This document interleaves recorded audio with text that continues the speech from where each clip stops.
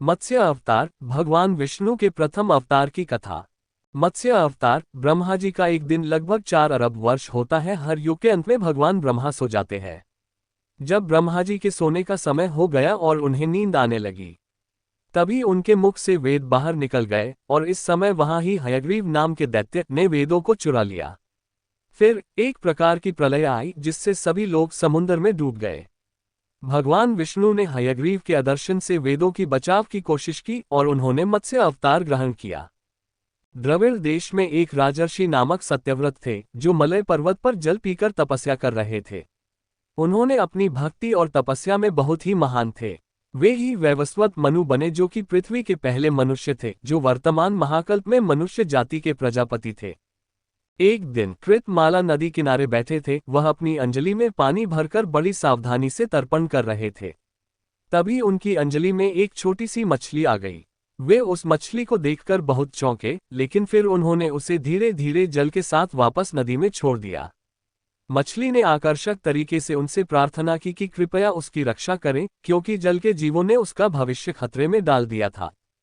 राजा ने मछली की प्रार्थना पर ध्यान दिया और उसे एक छोटे से जलपात्र में रख लिया। लेकिन मछली बड़ी तेजी से बढ़ने लगी और जलपात्र में स्थान की कमी हो गई। तब राजा ने उसे एक बड़े मटके में रख दिया। कुछ समय बाद मछली बहुत बड़ी हो गई और तब उसका आकार मटके में नहीं आ रहा था। तो राजा ने उसे एक बड़े सरोवर में रख दिया। कुछ ही समय में मछली ने महामत्स्य की रूप में बदल लिया। जैसे जैसे वह किसी स्थान में रखते वैसे वैसे वह और भी बड़ी हो जाती थी। तब राजा ने उसे समुद्र में डाल दिया और उसने बड़ी विनम्रता से कहा, राजा कृपया मुझे इसमें न छोड़ें, मेरी रक्षा करें।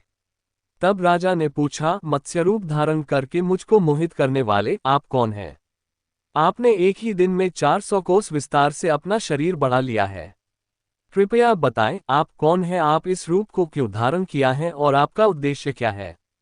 उस समय मत्स्य अवतार धारण भगवान ने कहा, आज से 7वें दिन सारा संसार समुद्र में डूब जाएगा, क्योंकि सारे तीनों लोग प्रलय में बह जाएंगे। इसलिए तुम एक बड़ी नाव बनवाओ।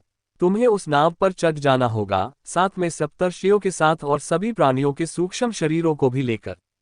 तुम्हें सभी औषधियां और बीज भी ले जाने होंगे। जब तक ब्रह्मा की रात्रि रहेगी तब तक मैं तुम्हारी नौके के साथ समुद्र में रहूंगा और तुम्हारे सवालों के जवाब दूंगा। इसके बाद मत्स्य अवतार भगवान राजा से ये सारी बात कहकर अंतर ध्यान हो गए।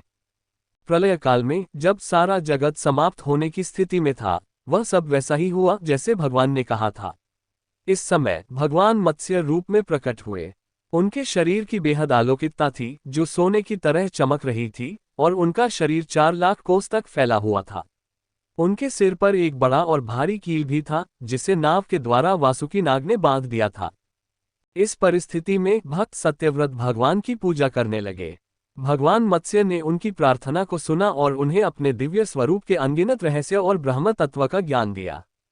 उसके बाद भगवान मत्स्य ने समुद्र के अंदर जाकर हयग्रीव का वध कर उससे सारे वेद वापस लिए। फिर जब ब्रह्मा जी की नींद टूटी, भगवान के मत्स्य अवतार ने हयग्रीव को मारकर श्रुतियां ब्रह्मा जी को लौटा दी।